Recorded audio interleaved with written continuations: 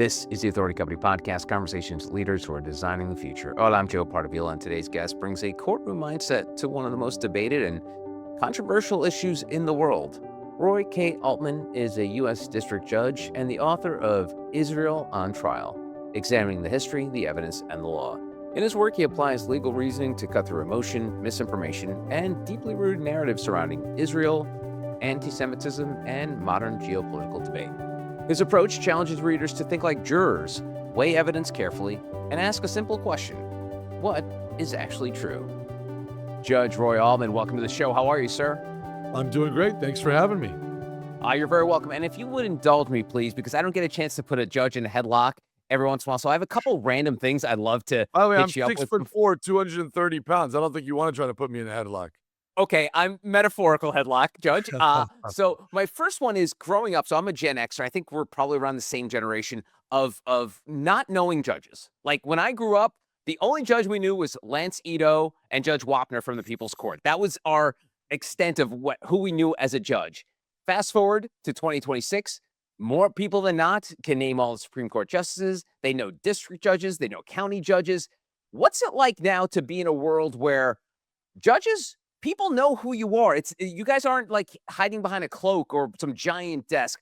Tell me about this dynamic now of being such a public-facing figure. Well, I think some of it has to do with the judge in question. I think there's probably a divide. I'm speaking just for federal judges. State judges are very different because they run for office in a lot of states. In our state, for example, in Florida, state judges have to run for office, so they have to be on the ballot, which means that they have to go around raising money like any other politician and giving speeches and having ads and that kind of thing. So that's a different vibe. Federal judges typically are sort of more behind the scenes, generally speaking, stay in their chambers and issue their orders and things like that. Although I would say there is a divide between judges, federal judges who are on the one side of the spectrum who think, our job is really to issue orders and work with our law clerks behind closed doors.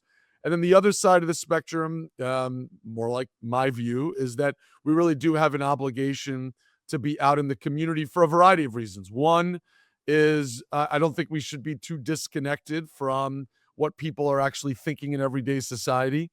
We aren't, in my view, a counter-majoritarian or anti-democratic branch of government. It's true that from time to time, a federal judge will have to strike down or declare unconstitutional a law passed by the elected legislators, the people's will, so to speak.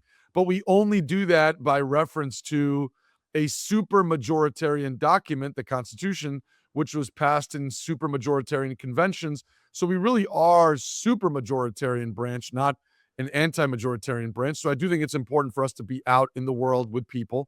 But second, and also no less significantly, I think it's really important for federal judges to make clear that we are expositors and defenders of the rule of law, of the system, of the crucible of truth-telling and cross-examination and discerning reality and fact-based inquiry that has always been the fabric of our court system since our founding.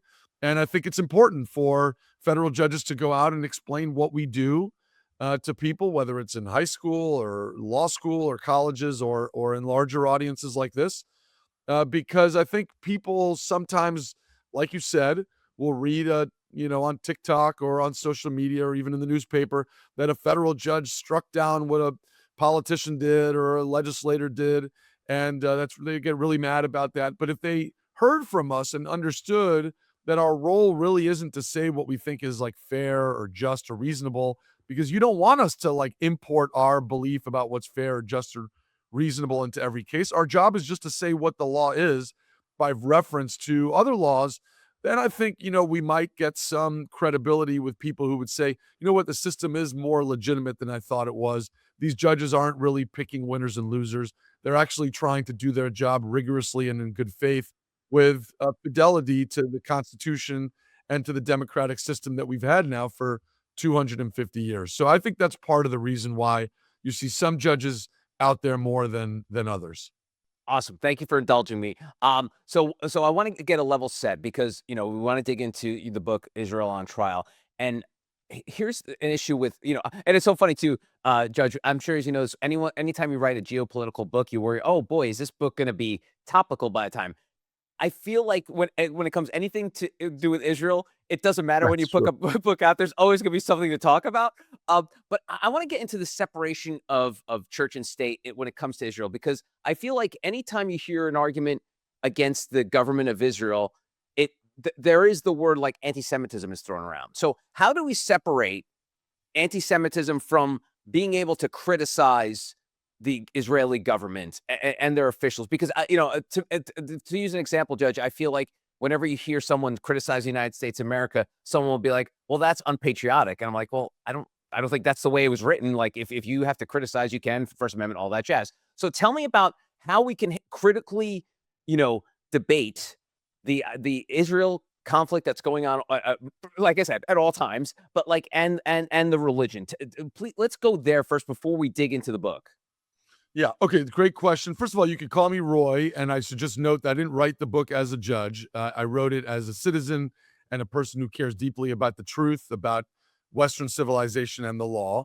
And I don't see it also as a geopolitical book. I see it as a book that's about facts, about history, and about evidence, rather than about politics. But to answer your question most directly, I think that the way you prefaced the question is exactly right. When you hear somebody criticize an African country, for example, you could say this African country is doing bad things. You don't necessarily think of that person as being a racist. I mean, they may be, but that's not necessarily what comes to mind. Just as somebody who criticizes the United States, you might say is someone who loves the country and thinks it's going in the wrong direction. That's not somebody who is necessarily anti-American. But that's where the distinction, I think, starts to break down. And here's why.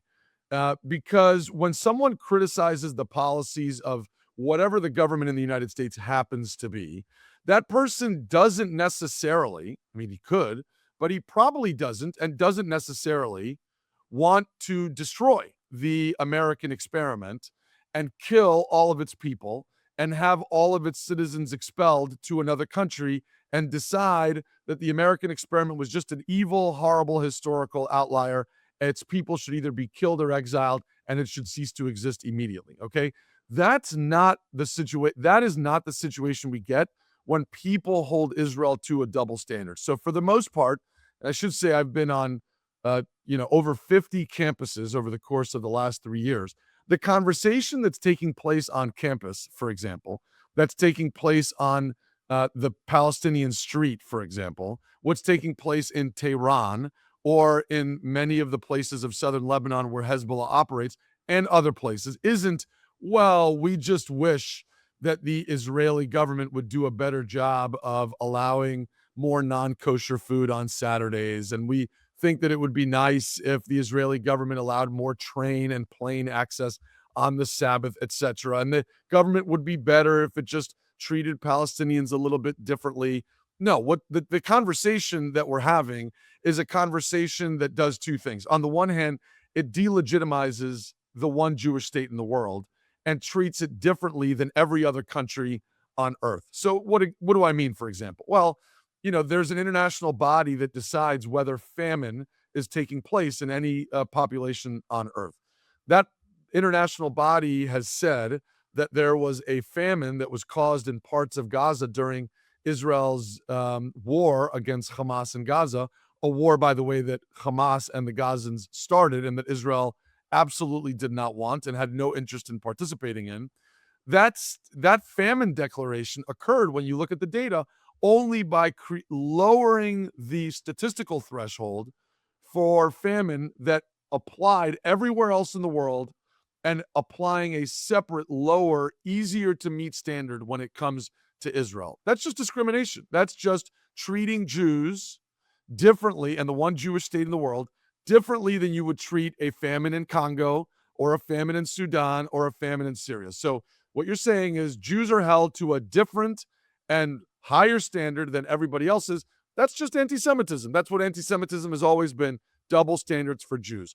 I am all for, and I do this all the time in my own personal life, saying that the Israeli government could do this better or that better, just like any government can do things better. But to say that the government was an evil mistake, that Zionism is an evil historical mistake and aberration, and that the people of Israel should be destroyed is not criticizing a government. It's anti Semitism, plain and simple. All right, so how do we get there? So how do we get to a place where you can criticize a government without bringing anti-Semitism into it? Tell me how we do that without it crossing. Is it an intent? Like, we can't all be mind readers. So how do we know someone is coming to this with a critical eye without bringing anti-Semitism into it? It's easy. There's no one criticizes the Israeli government more than Jews. Okay, the old joke is you get two Jews stranded on a desert island. They get rescued. They've built three synagogues. Why three synagogues? One for me, one for him, and the synagogue we would never be caught dead in. Okay, so nobody disagrees and quibbles and fights and argues more than the Jews. My family, when we get together for Shabbat dinner, we criticize the Israeli government all the time. The Haredis, the ultra-Orthodox, should be in the army. They shouldn't be in the army. They should receive stipends from the government. They should pay taxes. They shouldn't pay taxes. Whatever it is, the law should be different for kosher on Saturday and all the different permutations. Now in the war with Iran or in the war with Gaza, they should have gone in from the south or from the north or whatever it is. That's all fair, just as it would be for any other government in the world. But when you come in and you treat Israel differently than you would treat any other country in the world, imagine what happened on October 7th. What happened on October 7th is that 6,000 terrorists came into the border with Israel, to its peaceful border communities, these kibbutzim where a few hundred people live with their children, and massacred everyone they could find, perpetrated mass rape against the women and girls in those communities, beheaded children, beheaded septuagenarians and octogenarians, and then took hundreds of people hostage and held them in holes under Gaza, hundreds of feet beneath the earth, deep, dark, dank holes without food and without water and without the oxygen they needed to breathe or sunlight for hundreds of days. And then you have those posters of those little babies who were being held in these holes, and those old people, 70s and 80s, Holocaust survivors, held in holes up in New York and Chicago and San Francisco, and people are going up and ripping the posters of babies down from the walls. That's not criticism of Israel. Those aren't Hamas people, by the way. Those are Americans, and they're not criticizing Israel.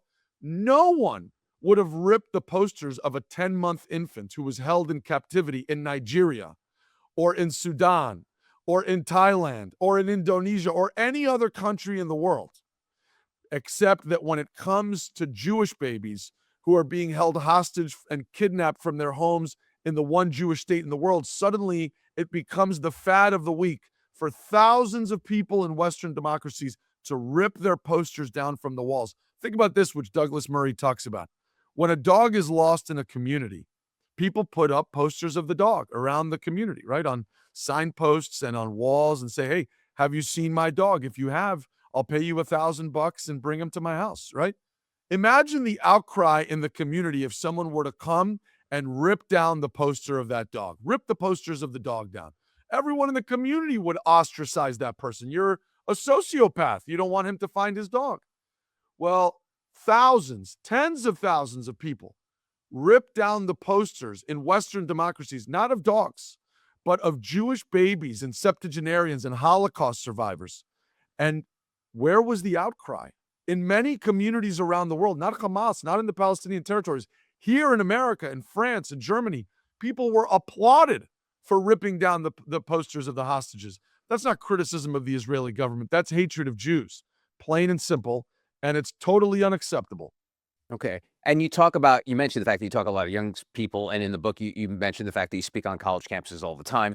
If you could teach one concept to every student debating this topic, what would it be? Like, what is I know it sounds kind of like glib to say, but like, what's a mic drop that, when it comes to debating this, that someone can mention and be like, hey, okay, I understand where you're coming from. Maybe you're colored by social media, what have you, but here are some facts. What's one thing one topic, one talking point that could be shared that's truthful and can be impactful in a debate? When you look at the genocide claim, you have to acknowledge that Israel, and this is something that the high-level military group, the HLMG, which is a consortium of top-level officers and generals among most of the Western armies in the world, from Australia to the Europeans to the Americans, Japanese, Canadians, have gotten together and they've gone to Israel, they've analyzed the war in Gaza, and they've filed a brief of their findings in the International Criminal Court.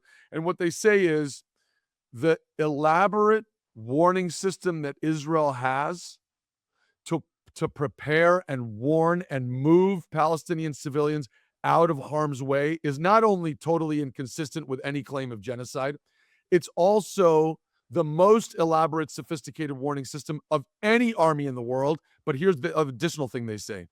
They say no other army in the world not only has never done it, would never do it, including, they say, their own government's armies. And here's why. I was a football player, okay? A lot of the success of an offense in football is the element of surprise. I'm feinting like I'm going right, I'm going left. We don't tell the defense what play we're running and who we're throwing to before we play it. But that's precisely what Israel does every day in Gaza and in Lebanon. It tells the enemy and its population, we are striking tomorrow in this neighborhood. Civilians, get out of harm's way. When it does that, of course, not just the civilians are learning Israel's plans. Hamas has TikTok and Twitter and social media also. They see those warnings. They know where Israeli soldiers will be tomorrow, and they can lay booby traps all over those buildings, which, by the way, people talk about how every building or almost every building in Rafah was destroyed. They were destroyed because Hamas booby trapped them all over the course of 4 months. Every single building in Rafah was fully booby trapped and was destroyed by Hamas booby traps, not necessarily by Israeli bombs. So what does that do? It means that Israel is purposefully placing its own sons and daughters' lives at stake and risking its own sons and daughters' lives in order to do what? To preserve and protect the lives of the enemy's civilian population. The HLMG group brief says no other army in the world would ever do it because no other civilian population in the world, mothers and fathers, would ever allow their government to do such a thing. And by the way, Israel lost over 600 of its soldiers in Gaza, another 100 or so in Lebanon, when it easily could have done the same thing by carpet bombing the whole area and not sending a single brute on the ground. It sends the soldiers house to house with warning systems precisely because it isn't committing genocide. And here's the last point about that. The numbers bear it out. The average John Spencer, who's the chair of urban warfare at West Point and has a podcast on this, talks about this a lot. And so does Richard Kemp, who is a colonel in the British Army. The average militant to civilian casualty ratio in urban warfare is 1-9 throughout history. Not because every war that has ever happened was a genocide, but because urban warfare is hard and it's horrible. That's why we should avoid it at all costs. We, the United States and Afghanistan, set the gold standard in our war. The United States and our allies set the gold standard in our wars in Iraq and Afghanistan. By the way, we killed hundreds of thousands of civilians in those wars. Nobody is legitimately claiming that we engaged in genocide. Many more civilians died in those wars than ever died in Gaza. No claim of genocide. Again, a double standard. But we, the United States, we had a kill ratio in Iraq and Afghanistan of about 1 to 4.5, 1 to 5, something like that. That's 4.5 civilians for every militant or combatant who's killed. And many urban warfare scholars believe that no other army would ever be able to match that new gold standard ever again. Because the average, the acceptable limit was 1-9. Even if you believe Hamas's bogus numbers, the militant to civilian kill ratio in Gaza is much more like 1-1 or 1-1.5, slashing by more than 75%, even the gold standard that America and our allies set in Iraq and Afghanistan. It's the lowest militant to civilian kill ratio the world has ever seen in the context of an urban war. And they did it in the most complicated urban war in history, where Hamas had used the billions of dollars it got in aid from Western countries like ours and the Europeans, not to build hospitals and schools and roads for its civilian population, but to build a terror tunnel network 500 kilometers long underneath the city, embedded within and underneath the civilian population, making it nearly impossible for Israel to kill Hamas without also killing Palestinian civilians. And even in that disgusting context, the kill ratio is the lowest it has ever been measured to be in the context of an urban war. And yet it is Israel fighting for its own survival in a war of self-defense it didn't start and never wanted, that is hailed before the international courts on false and preposterous claims of genocide. That's why I wrote this book. All right. Lastly, since I mentioned Gen Xer, since I've been alive, from Reagan to Trump, we've heard U.S. is going to help broker peace in the Middle East. Peace in the Middle East is a phrase that's kind of embedded in our brains since the '80s, right? Is there anything the United States can do, or is this something that Israel and Palestine needs to work out on themselves? Because it seems like we've had many administration, regardless of what political affiliation, they've tried in one way or the other. Is this something that the U.S. either has to stay out of, has to be more involved? Tell me what your take is on terms of like our involvement in settling this in the future. I've never been more optimistic about the future for peace in the Middle East. And it's precisely because of how strong Israel has been with the people. Because, by the way, the Arabs and the Muslims who live in the Middle East, for the most part, they want peace with Israel.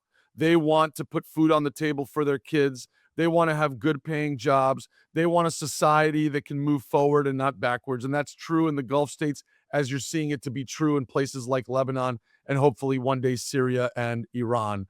What's happening now in the Middle East, and you see it in real time, are things that were unimaginable for people who were studying Middle East history before this war began. I'll give you a couple of examples. Iran has fired rockets indiscriminately, hundreds and hundreds of rockets at other Muslim countries in the Gulf, the UAE, a close friend of Israel's, Saudi Arabia, Oman, even Qatar, and Bahrain and Kuwait. And those countries, one after another, have come out blaming not Israel, but the other Muslim country, Iran, for starting this war on October 7th, for perpetrating global terror, for trying to build a nuclear weapon with a theocratic, existentialist mindset, and have stood shoulder to shoulder with the United States and Israel because they want progress. They want a new Middle East. Let me give you another example. Just in the last few days, there have been negotiations between the Israelis, the Americans, and the Lebanese and the new Syrian president, who's only there because Israel dismantled Hezbollah in 2024, which created the circumstances for the Syrian rebels to oust the dictators, Bashar al-Assad. Israel's actions in Lebanon freed the Syrian people of a dictator who had been there for a regime that had been there for over 50 years. The new Syrian president was in negotiations with Israel and the United States to potentially invade not Israel, which Syria has done many times, but Lebanon, in order to help Israel and Lebanon destroy Hezbollah once and for all. And by the way, all of these countries, the ones who have formal relations with Israel, like the UAE, Morocco, Sudan, and the other ones that will one day soon have formal relations with Israel, like Syria and Lebanon and Oman, all of these countries agree. It's now been made clear that the head of the snake is Iran, that it's the trouble starter, it's the causer of all of these difficulties, and that it must be destroyed. And once that happens, Iran can be free, Syria and Lebanon can have relations with Israel, and maybe Saudi Arabia will one day too. It's only because Israel showed strength in the midst of a very difficult situation, in a very difficult neighborhood, that it's convinced let's call them silent majorities in its surrounding populations to take back their own countries from the Muslim Brotherhood and the other terroristic entities that had come to control them. Is Judge Roy K. Altman. The book, Israel on Trial, examining the history, the evidence, and the law. Roy, thanks so much for the time. I really appreciate it. Thank you, Joe. This was great. And that's going to do it for this episode. If you want to find out more information about Judge Altman and our other amazing authors, go to theauthoritycompany.com.